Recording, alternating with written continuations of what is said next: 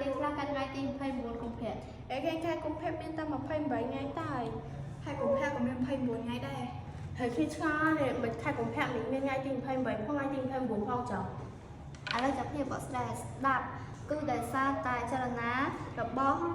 ភពផែនដីពួកយើងមានពីរគឺ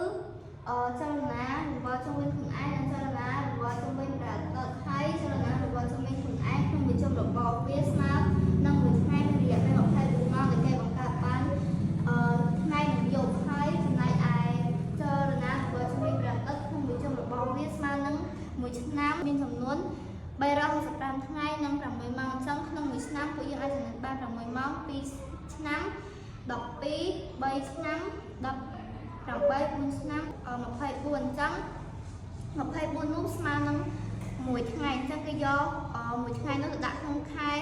កុម្ភៈដែលគេហៅថាឆ្នាំគ្រប់អញ្ចឹងខែកុម្ភៈ4ឆ្នាំទៅមាន21ម្ដងអ្នកដែលកើតចំ